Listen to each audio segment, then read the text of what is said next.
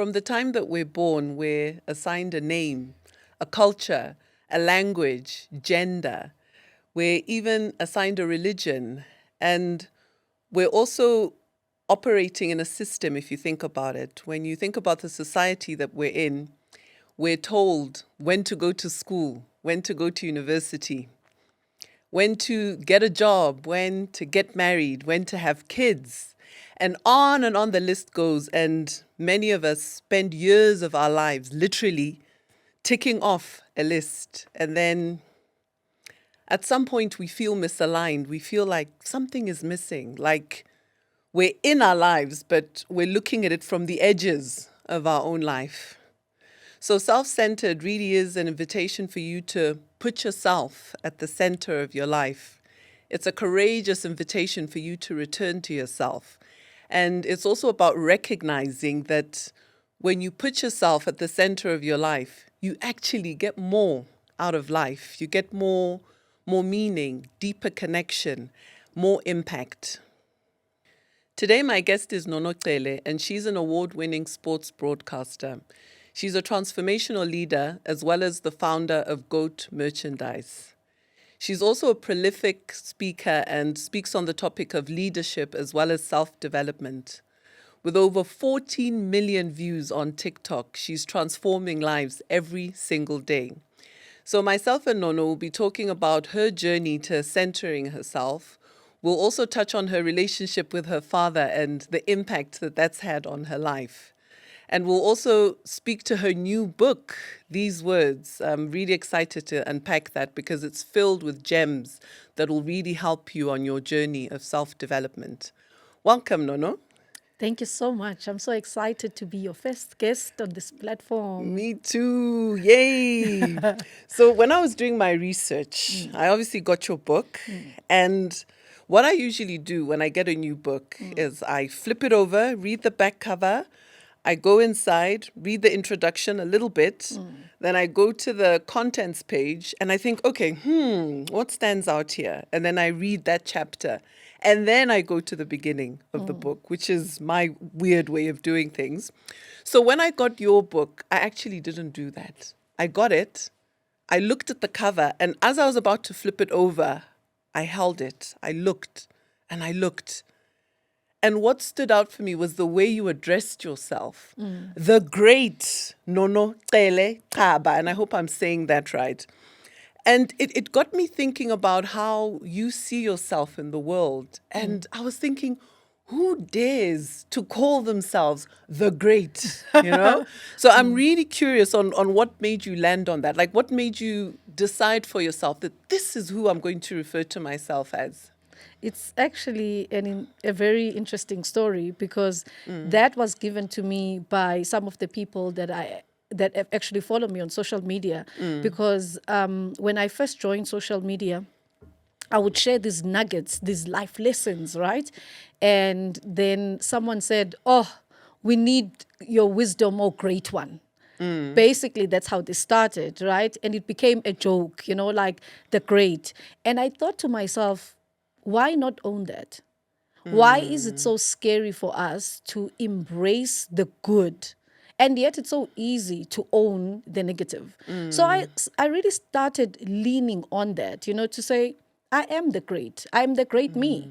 And I'm not going to apologize for that because there's only one of me. And I'm not the great compared to somebody else. I am the great because there's only one of me. So I fully recognize that. I fully embrace that. I fully own that. I get one shot at life and I'm going to live it the greatest way I can. Wow, love that, love that. And that really speaks to identity 100%. because the way we see ourselves, it greatly impacts how we show up in any area That of is our so life, true. right? And for me, it didn't always feel like that. It Yeah. didn't start like that, you know. I come from a place of a lot of insecurities. I've had to battle with myself, you know. I've had to really understand who I am, my identity and my core. So it's been a journey to get to that place where I can fully, confidently, and unashamedly say, I am the great Nono, but the journey that led me there wasn't smooth. It wasn't easy, and there are still some days where I question my greatness, where I still ask myself, can I confidently say that about myself? But for the most part, for most days, I know that I am the great me. And how did you go about deciding that this is my identity, this is who I am? And I ask that because there's so many influences in the world that we live in. We're told who to be, how to be. There's so many expectations that are placed on us. And there's also a lot of self-censorship where people want to be politically correct, right? You don't want to say something that's off script, something that's going to offend people. So how did you go about deciding this is who I am and this is how I'm going to show up? I think for me, that speaks exactly to my background and my childhood and how I came to be, right? Because I'm the only girl at home, for example. So I've always felt like my brothers have more voice than me. I work in a male-dominated industry, for crying out loud. I work on sports. So I've always felt like, the guys know more than me. They can do more than me, until I got to a place where I realized that it had nothing to do with the guys. It had everything to do with me, right? The fact that I kept putting myself as second best was a major problem. Yeah. And I needed to look at myself and say, what is it about you that's causing that? Why are you owning that? And in the process of me doing that, going to therapy, asking myself necessary questions, that's when I discovered that I only want to be one thing, Maiyo. I want to be the great. I want to be the greatest version of myself. I want to give people the best that I can give them. Even here, coming here to spend these moments with you, you're getting the best version of me. Because I made up my mind that each time I interact with people, they're gonna get the best that I can offer. So I stopped shortchanging myself in how I look at myself and my life. Like I said earlier, I only get one shot at life. I'm not going to play second fiddle. I'm not going to be so focused on my weaknesses that they prevent me from recognizing my strengths and my ability to be creative and to express myself the ways that only I can. So for me, it's been a journey of uncovering layer after layer of who I am and owning all of that, the good and the bad. I mean, to call yourself the great doesn't mean that you don't have shortcomings, you don't have weaknesses, but it's choosing the best parts of myself. It's choosing myself even holistically, even in the mess, even in the chaos, but I'm choosing myself, and I'm not waiting for somebody else to call me the great. How dare I? I have my own power, I say I'm the greatest. And if anyone has a problem with that, it's got nothing to do with me, because I embrace me. They must step aside. That's right. So looking at the different periods that you referred to about working in a male-dominated industry, starting out in your career, would you say there was a pivotal moment where you said, enough is enough. I need to make this about me. Like when you reflect back on your journey, like what was that turning point that you said, I have to put myself at the center of my life? For me, that moment was 2012. Yeah. And I'll tell you why. I had been in the industry for a couple of years, and one of the things that I'm extremely passionate about is training and empowering other people. It gives me such a sense of joy. And I found myself in a state where I was constantly helping others to live their dreams, right? But there was this feeling that I then got when I saw other people flying, right? Because people are sent to us for a certain period, right? I was there assisting them, and then they go live out their dream. And I thought to myself, am I living my dream? Wow. Am I flying? That for me, 2012 was a defining year for me, because it forced me to look at myself and look at my strengths and look at the dreams that I have for myself, not the dreams that other people have for me, not the expectations that other people have for me. Because at that time, I had really reached a stage where I no longer wanted to live for my parents. I no longer wanted to live to be impressive to my bosses or to my friends. I wanted to live for myself.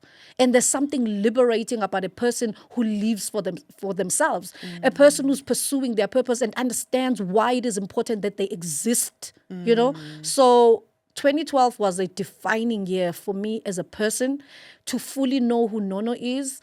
And immediately that saw me going to therapy because I was yearning for answers. I wanted to really know myself. I wanted to spend time with myself. So I really shut myself out from the world so that I could go within to find out who I am and why it's important that I exist. And out of that, I think came a much more confident person, to a point where it just gave me peace about who I am, peace about who doesn't like me. I think I used to be moved by those things quite a bit. But after 2012, I made peace with myself because I knew and I understood who I fully am. Love that. In my line of work, I see so many people that are exactly where you were in 2012. And the biggest barrier for them is family. What are they going to think? What are they going to say now that suddenly I want to go and discover myself? So I'm curious, what was it like for your family? Were they supportive? Were they like, there's something wrong with Nono? Like, how did they all respond to that? I think for me, I have an incredibly supportive family. For my dad, for example, with my dad, he was like, it's about time. I always knew you were always destined for incredible things. I mean, for as long as I can remember, my father is the one voice that has always consistently said to me, I cannot wait for the world to see what you have to contribute. So for me, I've always heard those words of affirmation. My mom is proud of me. And she always says to me, I love how expressive you are. I love your confidence, because the world could use more of that. And my brothers, because I grew up around boys, I think for them, I've always been their little shining trophy. So they love to see me doing the things that I love, the things that are authentic to me, but more than anything, making an impact in other people's lives. And I understand why it might be difficult for people because family can be such a trigger, right? Because people who know you well can sometimes speak against what you want to become because they know you so well. They're so familiar with you that familiarity could actually blind them from seeing your potential. I'm grateful that I come from a family really where they believe that I can do anything that I want, that I apply myself to. Yeah. And there's a part where you mentioned that you started going for therapy, you did the inner work, you went within yourself. Now, for somebody that's never done this, that might sound like, okay, that's so like philosophical. Yeah. It's in the clouds up there somewhere. But when you bring it home, like what did a typical day look like in those moments where you were like, I need to find myself, I need to get answers? So that's one part of the question. And then the second part is, what are the questions that you were asking? Like, what is it that you wanted to know? Okay, so at that particular time, what my days look like, it's not so different from where I am actually currently. Yeah. I spent a lot of time by myself, intentionally so. I stopped hanging around spaces and places where there was too much noise, right? And I journaled a lot, and that was intentional because I wanted to hear my voice. I was surrounded, obviously working in a media space, too many voices. I didn't know who I really am. I believed who other people said I was. They said, oh my goodness, you possess such great leadership skills. You are so talkative. You are so opinionated. You are so confident. But when I was alone with myself, I didn't feel some of those things. Now, I exuded some of that in a work space, in a social setting, right? But it didn't mean that was naturally who I am because we put on facades, right? Yep. Depending on the crowd. What I knew is I was bothered by who I was because I was living beneath my potential. So that feeling of dissatisfaction with myself, that unhappiness, that inauthenticity with myself in my own skin, it bothered me. And it caused me to then say, something has to change. If I want different results, if I want something different from what I'm getting currently, something has to change, and it has to start with me. So that's when I withdrew from the noise. I decided I need to be with myself. I need to journal. I need to pour out my thoughts. I need to hear what I'm saying to myself, even the self-talk that I'm having with myself. I started asking myself, to your second question, basic questions like, no, what's your favorite color? Not what you've been Wow. told, but like, really, what color do you like? Wow. What are the things that make you happy? And isn't it crazy that we can think that we know all those answers? But how come you never arrived at your favorite color? I'm blown away by that statement. So I before that, what was your take on your favorite color? Like, I'm It- trying to understand. I don't even think it was something I thought about, though. Yeah. You see? And for me, that was the lack of attention that was bothering me about me. Yeah. Because if I'm living my life, who is this me that I'm talking about? If I don't have a deep understanding of who I am, then whose life am I living? You see? So I don't even think I had put enough thought on, this is my favorite color, this is actually what I like. So I started asking myself those questions. What's your favorite food? What do you actually enjoy eating? Not what people say is trendy right now, or you Yeah. must try. What do you enjoy? When do you feel happiest? In fact, what do you like watching? What do you like doing with your life? And I was actually surprised at how difficult it was for me to answer those questions. I knew everything about everybody. I knew everything about my work. You could wake me up in the middle of the night and say, no, tell us what's happening in the local league right now. What's happening with this? Who's signing where? But when it came to me, I wasn't so sure. Like, what is my favorite color? What do I like doing? What brings me joy? And the answer can't always be my work. Yeah. Then you haven't really done the work. So for me, those things bothered me. And I was like, if I'm going to live a life that's going to make an impact, if I'm going to be fulfilled in this life, I need to know who I am, and I need to walk intentionally, in pursuing my purpose. Because whose purpose will I fulfill if I have no understanding of who I am? And that's really one of the biggest challenges with people not finding themselves, is because there's this life that they're living, and then at the center is this thing called job. Yep. And you're here on the outside looking in at this thing called your job. And because of the busyness of society and the pressures and the demands, we're quite happy to run with that script and live with that discontentment. But what really fascinates me about you is that you caught on early that this can't be right. Like, I'm tired of this facade. I'm tired of this joke. It's time to do something that feels authentic to me.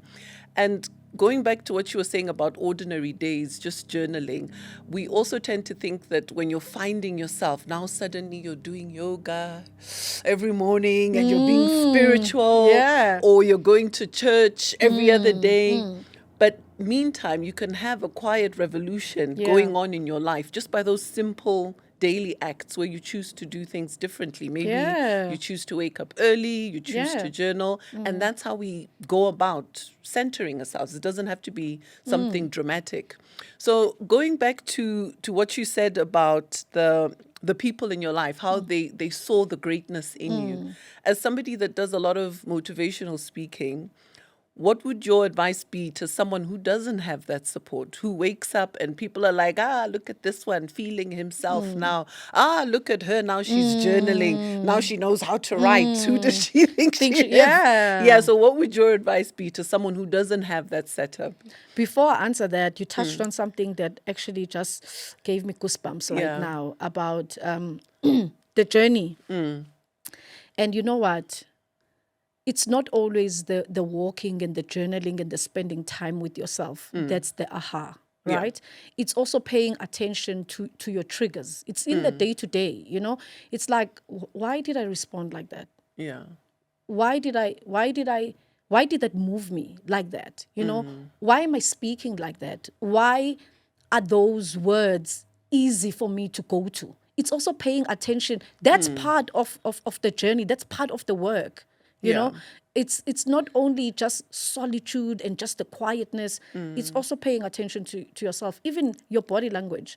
why did I just flinch there? Oh, why Yeah. did that move me? You know, Yeah. we need to be bold enough to understand or to ask ourselves those difficult questions about us. We need to be curious about us because there might be something, an underlying issue there, something that we've been running away for a very long time, right? Which is why I think for me, marriage is so important because you really face yourself. You Yeah. know, you think you're so wonderful until you get married and someone is on your face 24/7 and you're like, oh, okay, all right, okay. I think I've got some issues here and there. Yeah. Yeah. Anyways, back to your other question about advice to people whose families might not be so supportive. I Yeah. think the best way to serve in life, because we're all here to serve, whether we choose to acknowledge that or not, is to first be at peace with ourselves. We cannot give that which we do not have, that which we do not possess.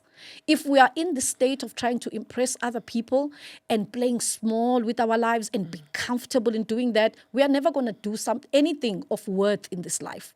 So I would say those people might not see what you're doing for a very long time. They might not even acknowledge that the work that you're trying to do to heal yourself, to love yourself, is important for a long time until you get to a place where you are whole. Because when you're whole, you move differently through life.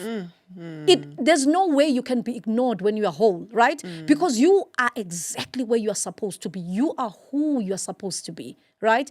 And that, I'm telling you, the sun shines on you automatically, you know, and you're able to add so much value to other people around you. You're able to even bring healing to other people just by being yourself, not going out to heal anybody, you know? So I think the most important thing that we need to realize is that it is so important for us to know who we are and to love ourselves and to do that work regardless of our circumstances and to stop giving ourselves excuses for not doing the work. Look, my family might not have been the biggest obstacle for me in my journey, in my healing journey, in my self-discovery, but there were definitely obstacles and challenges. You know, there still are, you know, but I don't give myself an excuse. I don't choose to run away from myself, no matter how difficult it is. I mean, I think even right now, I'm in a very weird space in my life because I'm dealing with anxiety, but I'm not going to run away from myself. I need to get to the root of the issue. Where is this anxiety coming from? You know, so let us just adopt a new culture where we choose not to run away from ourselves. And you mentioned something powerful around marriage. Yeah. And you even said, whoo, marriage. So we have to revisit that. There's a psychiatrist therapist that I follow on Instagram. I've forgotten his name, but he talks about how your marriage partner is the person you attract to awaken your triggers. So in other words, it's a divine appointment that this person will come into your life and you obviously be in their life. And there's this soul work that you have to do. And if you make it through the period of the triggers, then the marriage is much, much stronger on the other side. So would you say that's been true of you and your marriage in terms of growing? So you'll trigger your husband, he'll trigger you, and then you work on it, you grow a little bit. Like, how has that dynamic been for you? Yes, very yeah. much like that. I think it is such a privilege to be married. I don't think marriage is the goal to all things, to all happiness. No, but it is a privilege for someone to choose you, for someone to want to do life with you, and for you to also want to do life with that person. That is amazing. That is beautiful. I think we can all just acknowledge the beauty and the power of marriage. With that said, marriage is difficult. And I'm not saying difficult because now, oh my goodness, every day you have to cook. No, it's difficult because it forces you to face yourself, right? When a situation occurs, both of you see the situation very differently. And how you choose to move in the marriage determines how happy you are.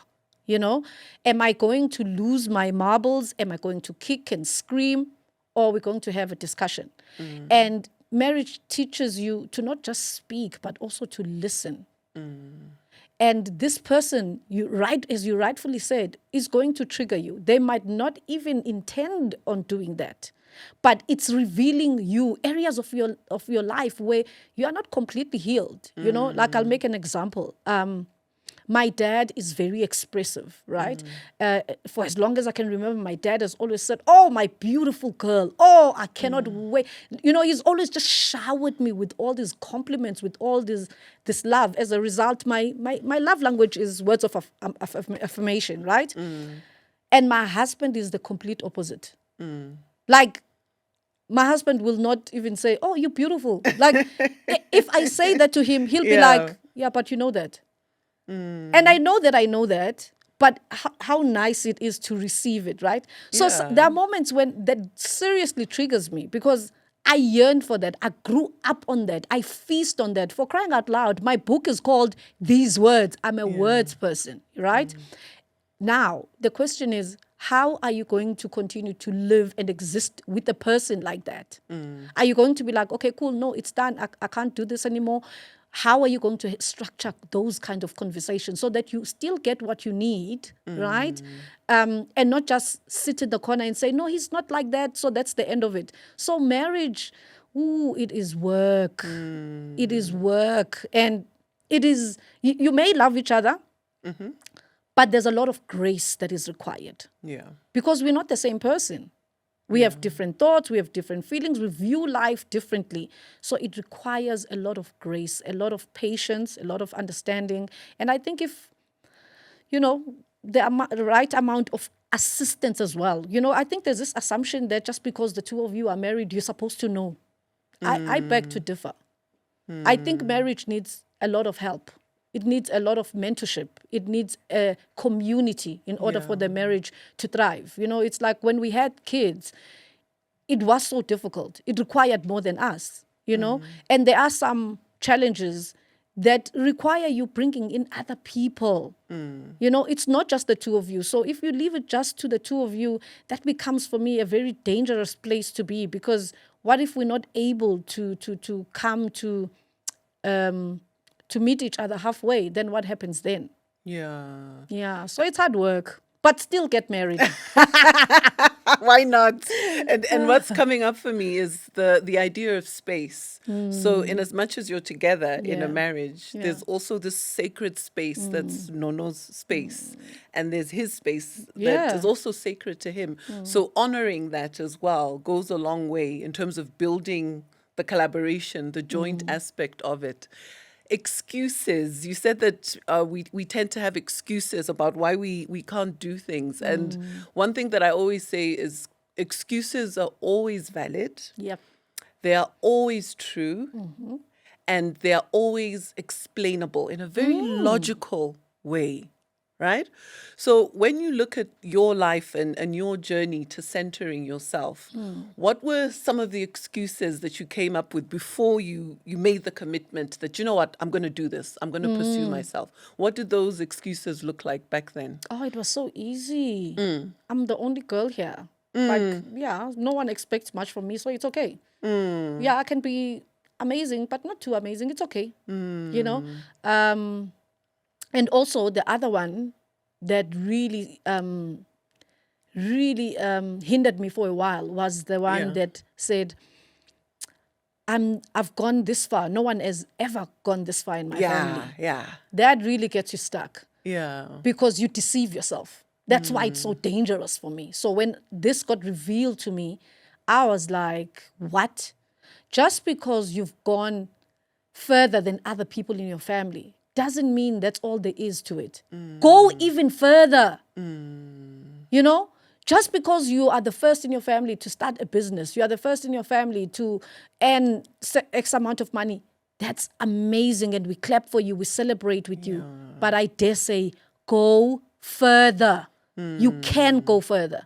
So sometimes we deceive ourselves into thinking, but I'm successful. I've got this. I've ticked these boxes, the boxes that you were talking about earlier. So go further. Yeah. You've Wow. been given opportunity. You've been given capacity for more. The fact that you've come this far should inspire you for more. You should not come and reach this place only to be complacent. Then you're undoing the very work that you've already done. Go further. Ask even more questions. Let more doors open up. Make even more money. Write more books. Ask more questions. Absolutely. You know, go Yeah. further. So I think for me, that was the main one that was like uncovered, and I was like, oh my goodness, I've been deceiving myself, you know, just thinking just because I've come this far, that's all there is to it. No, Yeah. go further. We Love need you to go that. further. There's a whole generation that's waiting for you to even supersede what you thought was possible. So go further. Love that. Love that. And what it speaks to for me is the importance of committing to your journey and understanding that your goals, how far you can go, it's all dependent on you. On you. And something I see often again when I coach people is one of the biggest barriers, the biggest excuse is that if I choose this for myself, it means I'm going to lose someone. It means somebody won't be married to me. It means my mother won't speak to me. It means all sorts of things. And I always say that if you want what you want, you have to be willing to go for it at all costs. 100%. And if it means people falling out of your life, letting go of those people, that could be the greatest thing that you ever do for your own growth. You know what? And your What you just development. said, incredible. I love that because Yeah. I live by that. Okay? If I lose you, I'm okay as long as I don't lose myself. I don't want anything or anybody that will cost me. Yeah. If it costs me, I freely let it go.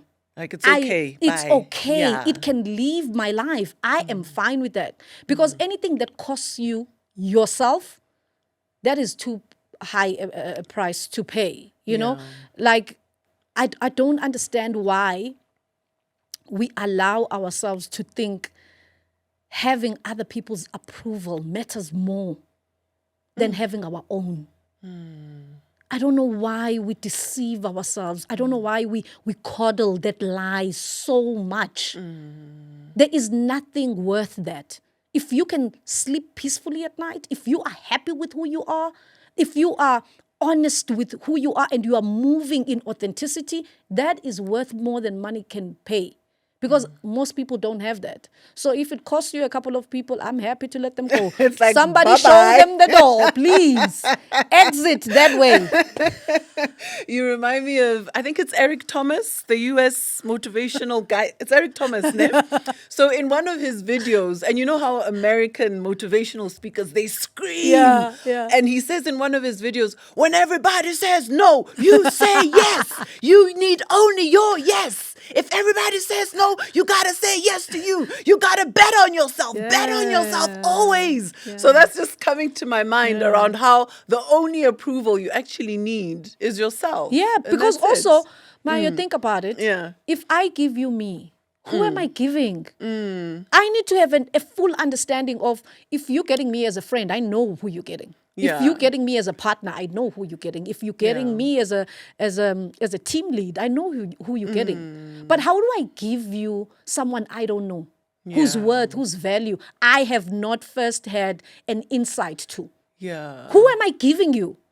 And for me, those are dangerous people. People who haven't done work on themselves. Yeah. Because then what are we doing? Why? No. Yeah. I don't want to waste my time. No. Yeah, and it's interesting you mentioned the different roles of different people, and perhaps your roles as well, the different spaces that you occupy. So you're a mother, you're a wife, you're a leader, you're a speaker. How does all of this link together? And I ask that because I come across people that say, when I'm at work, I am this Maiyo. When I'm with my friends, I am this Maiyo. When I'm with my family, I am this Maiyo. How does it play out for you, all of these spaces that you occupy in terms of showing up as your authentic full self? Obviously, different spaces require you to move in a certain way. But at the core of it all, for me, is you get the original Nono. So whatever setting, whether at home, whether at work, whether in a social space, I'm still a passionate human being, because I do not invest energy in things that I'm not passionate about. I do not. So I'm still passionate.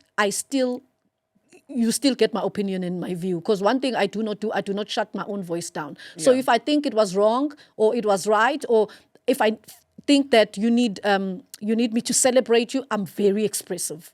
So in whatever setting I'm in, if I think someone in my team did a great job, I'm the cheerleader. I'm just like, you did such a fantastic job. We need to celebrate you. So I carry those kind of elements in every space and in every relationship. I love to celebrate people. I'm very expressive and I like to affirm people. I guess that's because that's my love language. Also, I'm very passionate.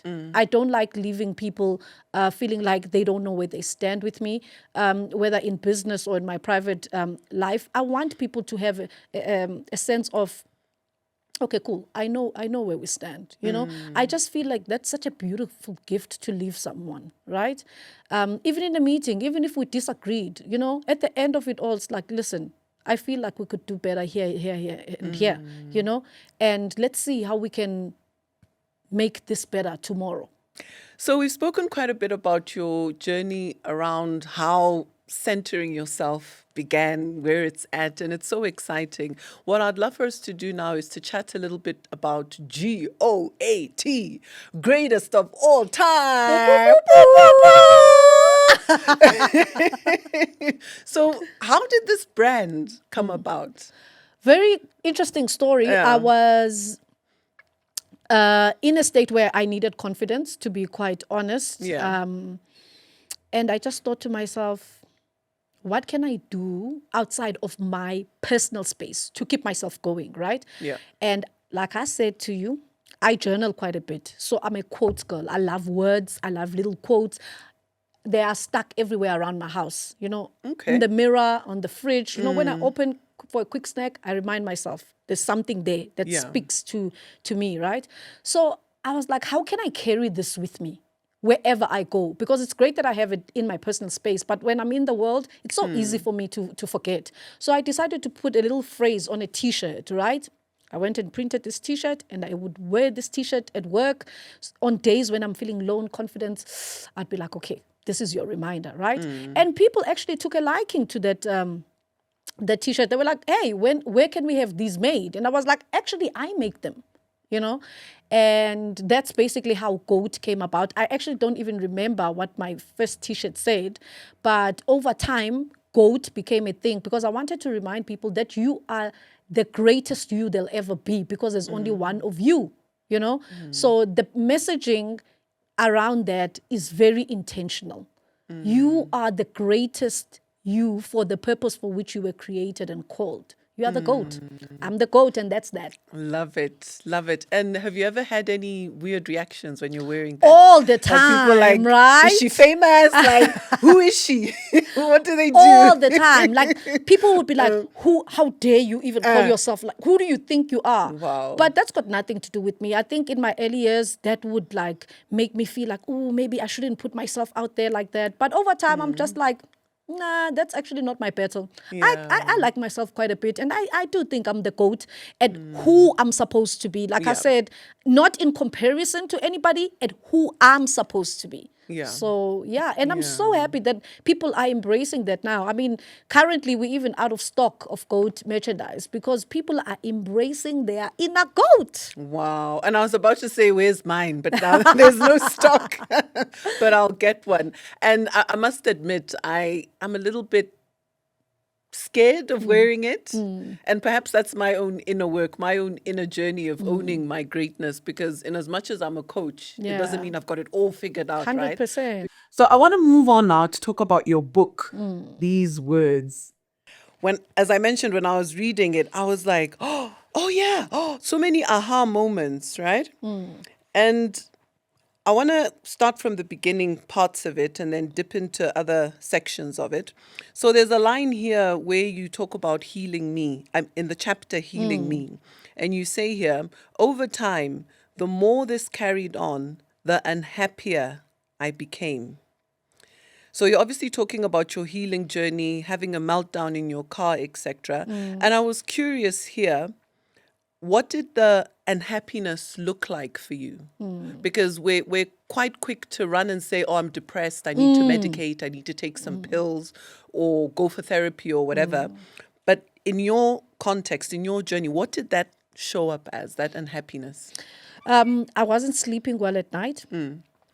I was living a life, but I didn't feel like it was my life. Yeah. I don't know if that makes sense. I was very uncomfortable in the life that I was living, you know. I was grateful for what I had, but I felt like there's so much more. Why wasn't I seeing it? Why wasn't I owning it, you know? I just felt misplaced. Yeah. I felt like I was existing but not living, you know, like parts of me were missing, and Yeah. I was just uncomfortable, you know. So that's what unhappiness looked like. And I wasn't searching for a thing, but I know the feeling, you know, the feeling of being home to myself, the feeling of belonging to me, the feeling of being seen by me, you know. That is the saddest thing you can ever feel, to feel far from yourself. And that's one of the signs of transformation. Yeah. In the book, The Body Keeps the Score, which is about trauma predominantly, it talks about how when we're not balanced, we don't feel at home within our bodies. Yeah. We don't feel at home within our voices. So with your journey, it just aligns with everything that he talks about there. So there's a chapter on your father, and it says here, you're referring to your father and you're saying, my hero, my homie, my friend, my daddy. And it got me thinking about your husband and how, as a woman, you had this very high standard of what a man ought to be, a high standard of what love should look like, a healthy standard of what love is. And having said that, one of the most important decisions a person ever makes in their life, well, there's many important decisions, but one of the key ones is the person that you'll marry. Yeah. Because they determine a lot of things based on the influence that they have on your life. So what were those, I don't know, 5 key things that you were looking for in a man to say, this is a healthy man that I can spend my life with? I think the one thing that I can think of right now, because 5 is a lot. Okay, let's go with 3. I'm kidding. One of the main things was my dad has always made me feel safe. Yeah. And I'm not talking about just physically, but safe for me to be myself. Like, my dad is the one person who has never said to me, oh, you're too loud, or you're making too much noise. Other people said that to me, from classmates to teachers, but my dad has never said that to me. He made it okay for me to either be loud or quiet. He made it a safe space for me to just be. And I think that was one of the first things that I picked up in my husband when we met. He made it safe for me to just be. Like, we met at a stadium, for crying out loud, and team that we both support was playing, and I was, you know, having my own... Your life is aligned, hey? Working in sport, meeting your husband in sport. Yeah. And I was busy giving instructions there from the stands, and this didn't move him. I noticed, you know, even in his demeanor, you know, he was like, hey, if that, do your thing. I'll just be here. Let me know when you're done. I liked that because it allows me then to still be me. Even now, I think that's something that my husband has maintained. He allows me to be me. I wake up one day and I say, I want to write a book. And he's like, great. Where's the laptop? Somebody give her the laptop. Let her. I'm like, hey, I'm now selling T-shirts. Yeah. He's like, where do you need me? Where do I buy one? Let me be your first customer. So that element, I thank my dad for giving me that, because it led me to then such an important decision. Like you said, that was one of the things that I was looking for. The other things, patience. My husband is very patient with me, and I appreciate him for that. Same as my dad. I definitely was never going to marry someone who's not patient with me. And they differ in a lot of ways at the same time, because like I said, my dad believes in affirming. My husband, not so much. My husband is like, hey, here's a bag. He's not going to be like, oh, my beautiful wife. So this is a note to my husband to say more nice things to me. I hope he's watching and listening. There's a chapter here called Trouble is Good for You. And a quick excerpt here is, we get stuck when we face trouble. On the path to greatness, we face opposition. And instead of seeing it as an opportunity to overcome, we start doubting ourselves. This got me thinking around how the story we tell ourselves about the trouble that we're in is what will eventually manifest. It's true. So if you're in a difficult situation and you keep saying life is hard, I'm not lucky, I come from a bad family, my life will never amount to anything, that's what's going to manifest. Which is why you must be the greatest of all time. Because when you believe you are the greatest of all time, it has to work out for you. Yeah. It has to work out for you. This is not the end. What do I need to learn from this?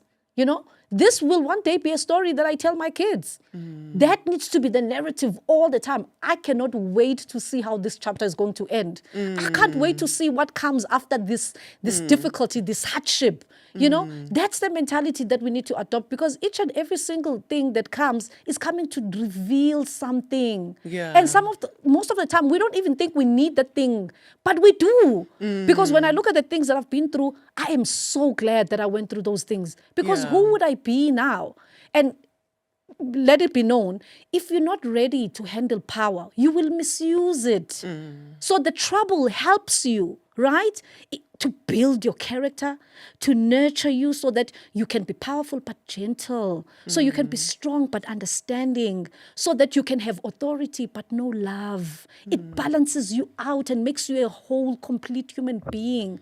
Because what kind of lunatic are you going to be if you're not balanced? You know what I mean? So I think we need to approach these difficulties, these hardships, this trouble with the wisdom of, this is coming to bring me something. My mother said to me, I said to you earlier, I'm currently just dealing with anxiety and I'm trying to find the source of this anxiety. My mother says to me, oh my goodness, you must ask for something in the season that you're in. I thought that was so profound. Wow. Every time you go through something difficult, something painful, ask for something.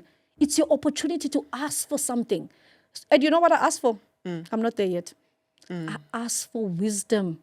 I need wisdom to know that every time life is uncomfortable, every time life is difficult, I need wisdom. I need wisdom to unlock so that I can see this thing in a different light. Every single difficult situation is coming to bring us a gift. May I see this gift. If you have money troubles, what gift is coming with this?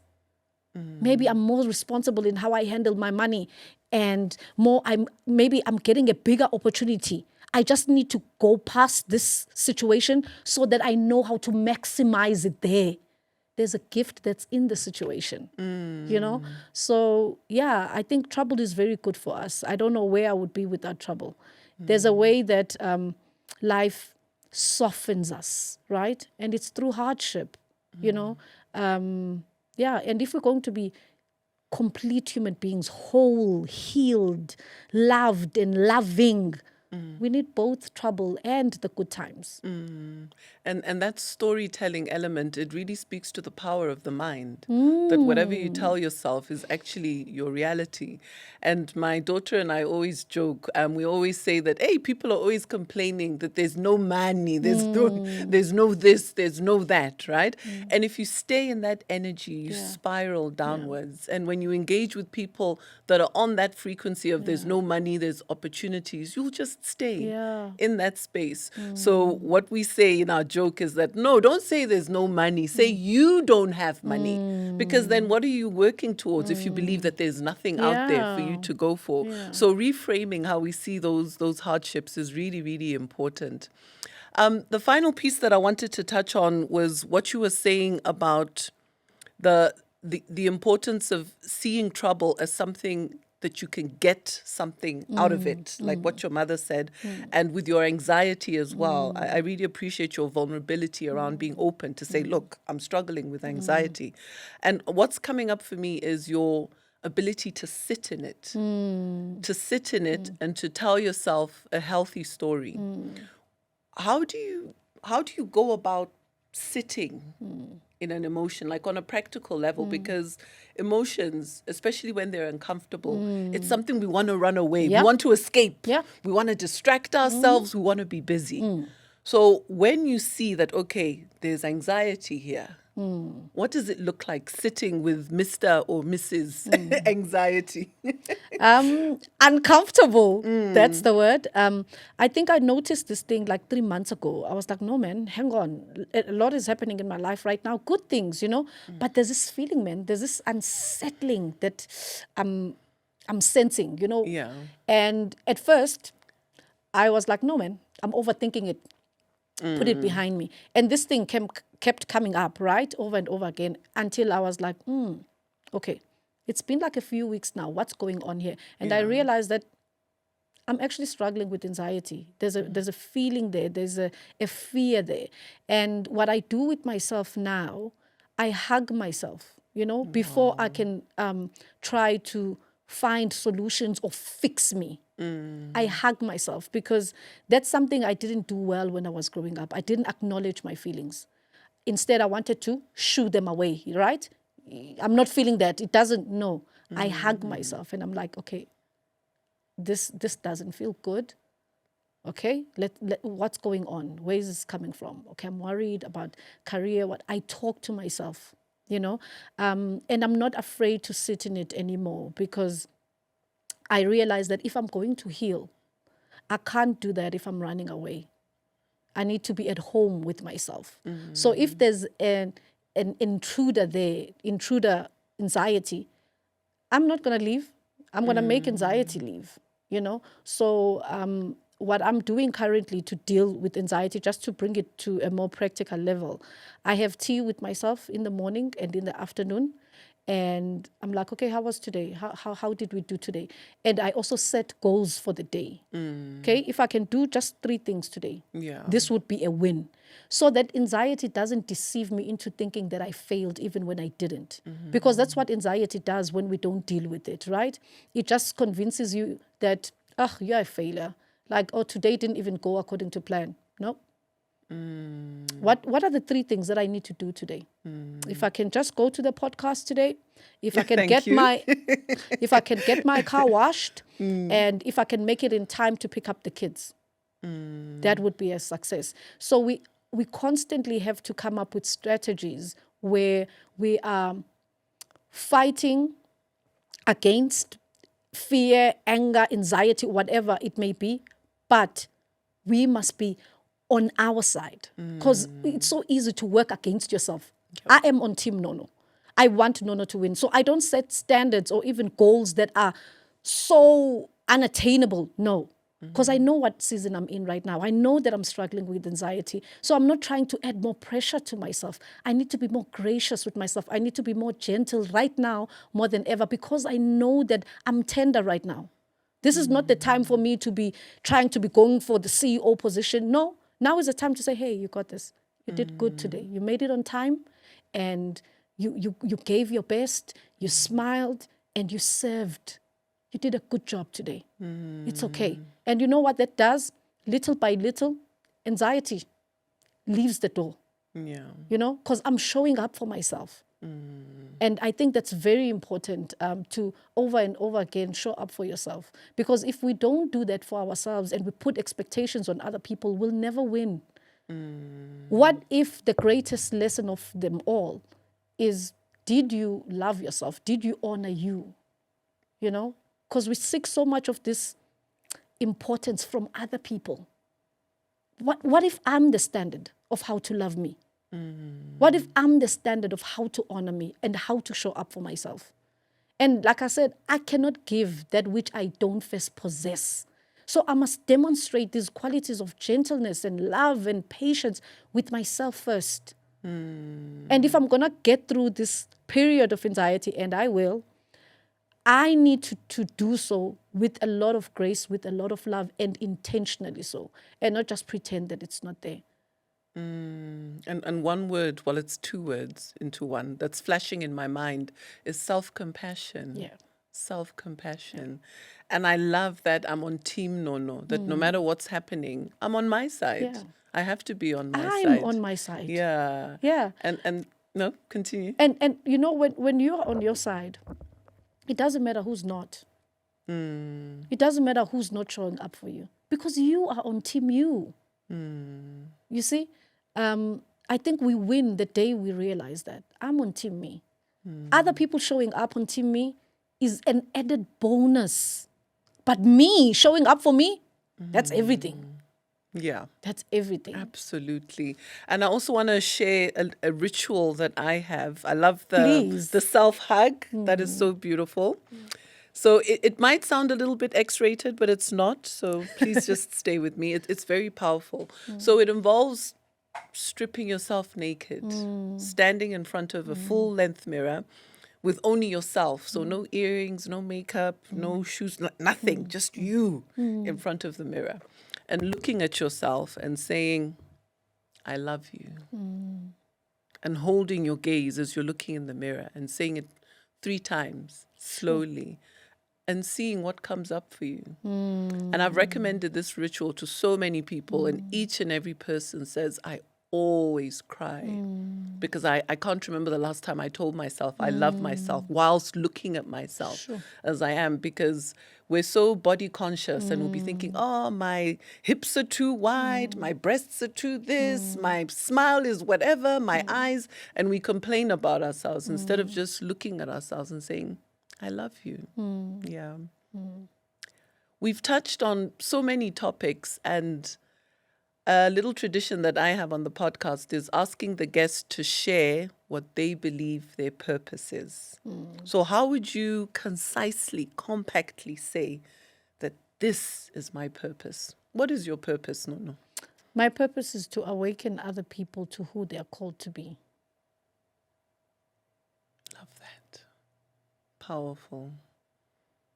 Thank you for being here. Thank you so much. It was so much fun. And hopefully you'll call me again. And we can talk about leadership. We can talk about entrepreneurship. We can talk about marriage. I'm just giving you topics now, you know? Making notes. No, definitely. Yeah. We'll have you back another time. Thank you so much.